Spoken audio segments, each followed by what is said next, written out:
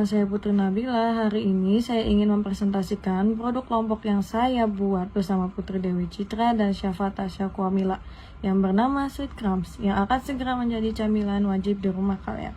Mari kita bahas. Yang pertama itu ada strength atau kekuatan. Kenapa kelompok kami memilih untuk mengambil cookies adalah pertama, karena daya tahan produk yang relatif lebih lama. Dibandingkan kue basah, cookies memiliki shelf life yang lebih panjang jika disimpan dalam wadah kedap udara ini. Dan tentu saja itu mempermudah proses distribusi dan pengiriman keluar kota. Yang kedua adalah modal awal bisa menyesuaikan. Usaha ini bisa dimulai dari skala rumahan atau home industry dengan peralatan dapur yang sudah ada, sehingga meminimalisir risiko finansial di awal. Yang ketiga adalah daya tarik visual atau yang biasa kita sebut itu Instagramable. Karakteristik cookies yang estetik ditambah packaging yang unik memiliki daya tarik yang cukup tinggi di dalam pemasaran digital. Selanjutnya itu ada kelemahan. Yang pertama itu ketergantungan pada bahan baku. Bahan utama seperti mentega berkualitas, butter, coklat, dan tepung khususnya sering kali mengalami fluktuasi harga yang dapat mengikis margin keuntungan. Kapasitas produksi terbatas.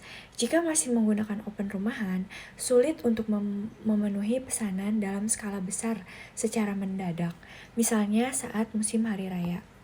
Tantangan dalam pengiriman. Meskipun tahan lama, cookies itu cenderung rapuh, resiko hancur saat pengiriman ekspedisi cukup tinggi jika pengemasan kurang aman. Kurangnya manajemen merek, brand awareness sebagai pemain baru, menumbuhkan kepercayaan konsumen terhadap rasa dan higienitas produk membutuhkan waktu dan konsistensi. Selanjutnya itu ada peluang. Peluangnya itu yang pertama itu ada trend hampers dan hadiah wisuda. Cookies merupakan pilihan populer untuk bingkisan hari raya, lebaran atau natal, hadiah ulang tahun, wisuda, atau corporate gift. Tren ini memberikan lonjakan omset berkala yang masif.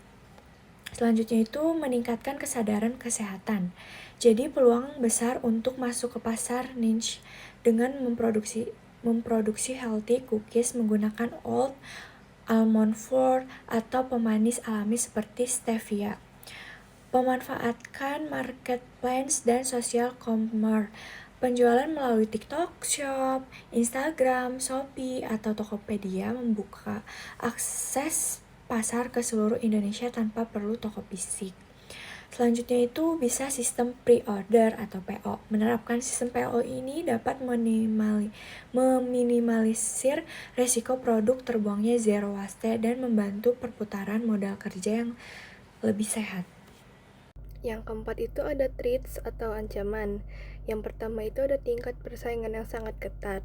Hambatan masuk pasar atau barriers to entry yang rendah membuat siapa saja bisa membuka usaha cookies serupa dengan mudah. Lalu yang kedua itu ada tren kulineran cepat berubah. Konsumen mudah bosan. Jika usaha kita hanya mengandalkan satu menu viral, bisnis bisa meredup saat trennya digantikan oleh camilan jenis lain. Jadi, kita harus siap untuk terus berinovasi camilan lainnya. Lalu ada higienitas dan keamanan pangan.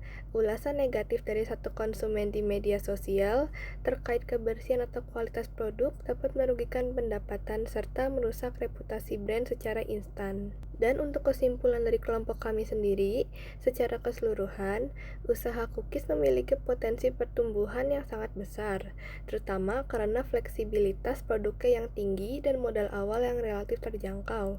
Namun, rendahnya hambatan masuk pasar membuat kompetisi di industri ini menjadi sangat ketat. Sekian dari kelompok kami, kurang lebihnya mohon maaf. Wassalamualaikum warahmatullahi wabarakatuh.